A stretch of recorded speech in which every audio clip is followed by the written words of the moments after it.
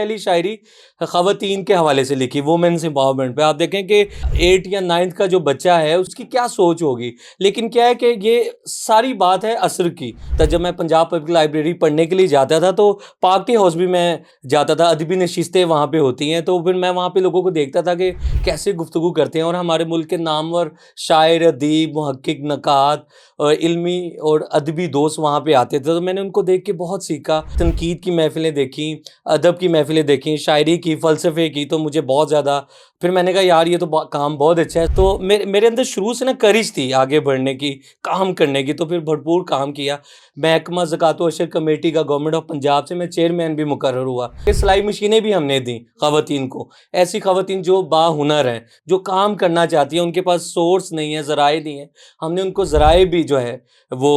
دیے تاکہ وہ اپنی صلاحیتوں کا لوہا جو ہے منوا سکیں۔ جو جائیداد ہے نا، اس میں خواتین کو برابری کا حصہ ملنا چاہیے، جو ہمارے اسلام میں اس کا مختص کیا گیا۔ خواتین کو جائیداد سے حصہ نہیں دیتے، مختلف شعبۂ زندگی میں تیزی سے میدان عمل میں مردوں سے زیادہ کام کر رہی ہیں۔ السلام علیکم، میں ہوں آپ کی ہوسٹ سیدہ صالحہ جعفری، اور آج ہمارے ساتھ موجود ہیں نعمان ملک صاحب، جو کہ ایک بہت اچھے سوشل ورکر ہیں۔ اس کے علاوہ یہ بہت سے ڈونیشنز پہ بھی ورک کرتے ہیں، جیسے کہ بہت سے لوگوں کی ہیلپ کرنا، بہت سی چیریٹی ورکس بھی کرنا۔ تو آج ہم ان سے بہت مزے کی باتیں کریں گے اور ان سے جانیں گے کہ یہ سوشل ورک میں کیسے آئے، ان کو اس کا شوق کیسے پیدا ہوا۔ السلام علیکم نعمان صاحب، کیسے ہیں آپ؟ جی وعلیکم السلام، جی میں ٹھیک ہوں، بہت شکریہ آپ نے یہاں پہ مجھے مدعو کیا، thank you so very much, بہت شکریہ جی۔ اچھا، آپ مجھے سب سے پہلے یہ بتائیے کہ آپ سوشل ورکر ہیں، اس کے علاوہ آپ بہت سے سماجی کام بھی کر رہے ہوتے ہیں ساتھ ساتھ، تو یہ شوق آپ کو کیسے پتہ چلا کہ آپ میں نمودار ہو چکا ہے، اور یہ چیزیں آپ کو کیسے علم ہوا کہ آپ کے اندر یہ صلاحیت ہے، یہ سکلز بھی آپ کے اندر موجود ہیں؟ یہ شوق ایسے رونما ہوا کہ جب میں اسکول میں پڑھتا تھا تو 8 یا 9 کلاس میں جب میں زیر تعلیم تھا تو مجھے بہت اچھے اساتذہ ملے، انہوں نے مجھے بہت زیادہ گروم کیا، اور جب بھی اردو کا پیریڈ ہونا تو وہ کہتے تھے نعمان صاحب آپ اپنی سیٹ سے کھڑے ہو کے یہ سبق پڑھیں، مشق کریں، تو میں اس کی ورڈنگ ورڈ بائی ورڈ اس کو پڑھتا تھا، لفظ با لفظ تلفظ کی ادائیگی کرتا تھا، تو وہ کہتے تھے کہ یار آپ کا تو تلفظ بہت اچھا ہے، بہت اچھی ادائیگی ہے، تو آپ بھی پڑھا کریں کلاس میں۔ تو مجھے اتنا شوق ہوا، تو پھر میں نے اس پہ بہت کام کیا، ورکنگ کی۔ پھر ہمارے اسکول میں کچھ ایک دفعہ لوگ آ گئے کہ جی اخبار کے لیے ہمیں نا کچھ نظم اور چیزیں چاہیے، تو میرے جو اساتذہ تھے، کچھ ایک اردو کے ٹیچر تھے، انہوں نے کہا نعمان صاحب آپ کچھ لکھیں، تو میں نے کہا مجھے تو نہیں اس کے تلفظ کی ادائیگی کا تو چلیں پتہ ہے، لیکن یہ جو ہم آواز ورڈز ہوتے ہیں، الفاظ ہوتے ہیں، اس کا تو نہیں پتہ۔ انہوں نے کہا جی آپ کریں گے تو آپ کو آئے گا نا، تو میں نے کہا ہاں یہ بھی ٹھیک ہے۔ پھر میں نے کچھ چیزیں لکھیں، کچھ شاعری لکھی، اور ان کو میں نے باقاعدہ چیک کروائی، پھر انہوں نے اس کی ترمیم کے بعد جو ہے وہ مجھے مختلف اخبارات میں اس کی پبلش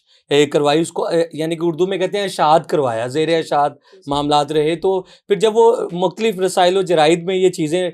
جب ہوئیں تو انہوں نے مجھے بہت زیادہ موٹیویٹ کیا، تو میں نے پہلی شاعری خواتین کے حوالے سے لکھی، وومنس امپاورمنٹ پہ۔ آپ دیکھیں کہ 8 یا 9 کا جو بچہ ہے اس کی کیا سوچ ہوگی، لیکن کیا ہے کہ یہ ساری بات ہے عصر کی۔ مجھے ماحول بہت اچھا ملا گھر کی طرف سے، اور پارک ٹی ہاؤس جو کہ ہسٹوریکل پلیس ہے، مال روڈ پہ واقع ہے، تو جب میں پنجاب پبلک لائبریری پڑھنے کے لیے جاتا تھا تو پارک ٹی ہاؤس بھی میں جاتا تھا، ادبی نشستیں وہاں پہ ہوتی ہیں، تو پھر میں وہاں پہ لوگوں کو دیکھتا تھا کہ کیسے گفتگو کرتے ہیں، اور ہمارے ملک کے نامور شاعر، ادیب، محقق، نقاد اور علمی اور ادبی دوست وہاں پہ آتے تھے، تو میں نے ان کو دیکھ کے بہت سیکھا، ان کی محفلوں میں اٹھا بیٹھا، وہاں پہ تنقید کی محفلیں دیکھیں، ادب کی محفلیں دیکھیں، شاعری کی، فلسفے کی، تو مجھے بہت زیادہ پھر میں نے کہا یار یہ تو کام بہت اچھا ہے، سوشل ورک۔ پھر کیونکہ ایک ہم نے دن منایا سوشل ورکنگ کے حوالے سے، وہاں پہ مختلف سوشل ورک کے لوگ آئے، مختلف شعبۂ زندگی کے لوگ آئے، انہوں نے اپنی جرنی شیئر کی۔ جب جرنی شیئر کی نا تو میں نے کہا جب یہ کر سکتے ہیں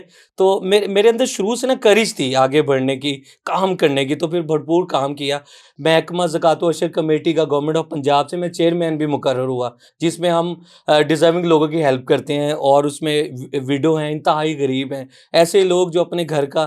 گزر بسر نہیں کر سکے، ہم نے ان کو بھی گورنمنٹ کے فنڈ سے باقاعدہ جو ہے یہ چیزیں دیں، اور اس میں راشن ہے یا اس طرح کی چیزیں ہیں تاکہ ان کی ہیلپ ہو سکے۔ سلائی مشینیں بھی ہم نے دیں خواتین کو، ایسی خواتین جو با ہنر ہیں، جو کام کرنا چاہتی ہیں، ان کے پاس سورس نہیں ہے، ذرائع نہیں ہے، ہم نے ان کو ذرائع بھی جو ہے وہ دیے تاکہ وہ اپنی صلاحیتوں کا لوہا جو ہے منوا سکیں۔ اچھا، آپ کو کیا لگتا ہے کہ ہمارے معاشرے میں کون-سی ایسی چیز ہے جس کے اوپر ہمیں بولنا چاہیے، جس کے اوپر ہمیں ورک کرنا چاہیے ایز اے سوشل ورکر؟ آپ چیزوں کو آبزرو کرتے ہوں گے، دیکھتے ہوں گے، تو ہاں کیا ایسی چیز ہے جس پہ ابھی ورک کی بہت زیادہ ضرورت ہے یا اس کے بارے میں کوئی آواز نہیں اٹھا رہا ہے اس وقت؟ جی وہی میں بات کروں گا، وومنس امپاورمنٹ پہ ہمیں بولنا چاہیے رائٹس کے حوالے سے. ہوں، جو جائیداد ہے نا اس میں خواتین کو برابری کا حصہ ملنا چاہیے، جو ہمارے اسلام میں اس کا مختص کیا گیا. خواتین کو جائیداد سے حصہ نہیں دیتے، اور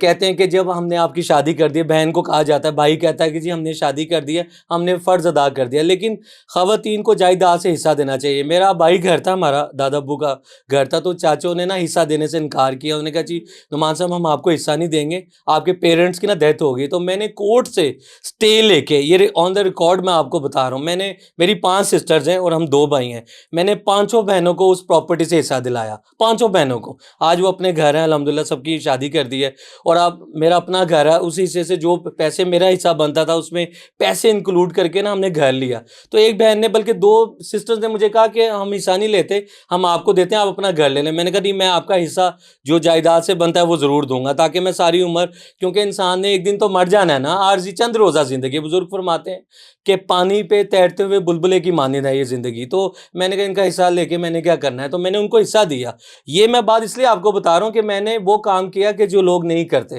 یہ خود میں نے پریکٹیکلی کیا. یہ میں کوئی آپ کو لکھی پڑھی باتیں نہیں کر رہا، کتابی باتیں نہیں کر رہا، یہ پریکٹیکل چیزیں بتا رہا ہوں کہ خواتین کو ضرور، میں آپ کے ویورز سے یہ درخواست کرتا ہوں، استدعا کرتا ہوں کہ